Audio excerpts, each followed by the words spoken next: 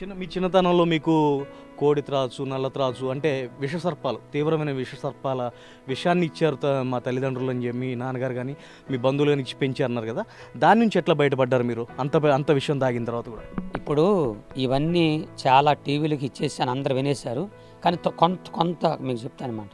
అంటే ఇది ఏమి లేదు, కానీ అడవుల్లో కొన్ని రాచకాలు జరుగుతుండే.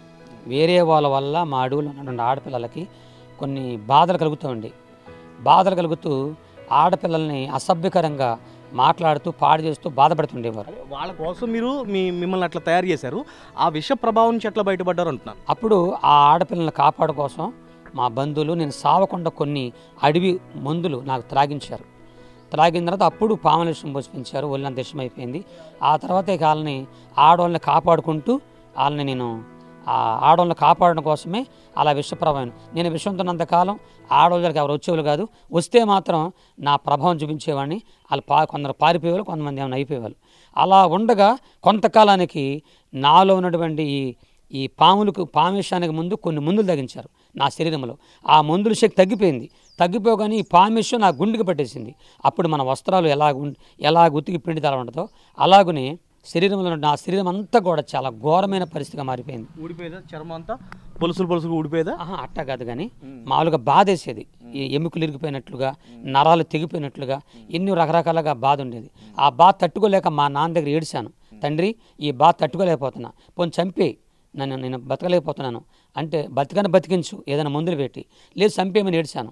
అప్పుడు నా తండ్రికి నా మీద ప్రేమ జాలి కలిగి అడవులో ఉన్నటువంటి ఏమన్నా విషం విరిగిపోయి మందులు ఉన్నాయని చెప్పి కొన్ని మందులు నాకు త్రాగించాడు. వాటి వల్ల కాలేదు. నాటు మందులు, ఆయుర్వేద మందులు, వాటి వల్ల నాకు తగ్గలేదు. మా నాన్న కొద్దిగా చిన్న మాంత్రికుడు అనమాట. ఆ మంత్రాలు కూడా చేశాడు, వాటి వల్ల తగ్గలేదు. ఈ నాటు మందుల వల్ల కానీ అడుగు మందుల నా రోగం తగ్గక ఎక్కువైపోయి ఇంకా చచ్చిపోయే పరిస్థితి వచ్చేసింది.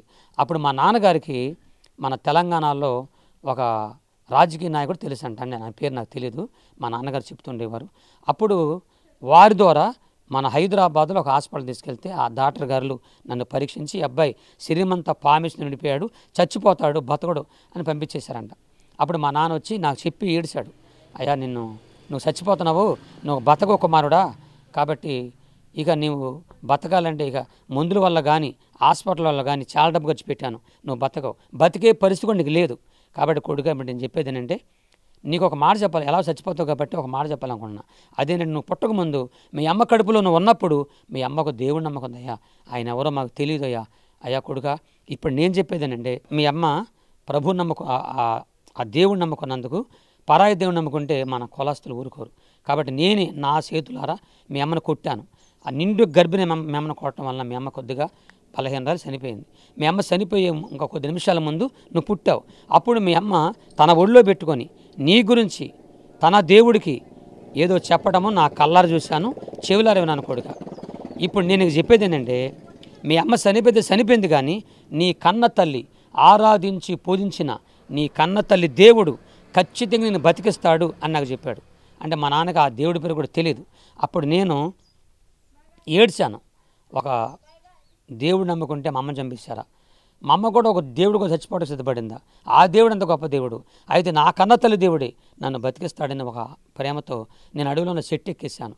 చెట్టు పైనుండి నిలబడి ఏడుస్తున్నాను ఆకాశంగా చూసి, ఆ దేవుడా, నా కన్న తల్లి దేవుడా, నన్ను బతికించు అని ఏడుస్తున్నా.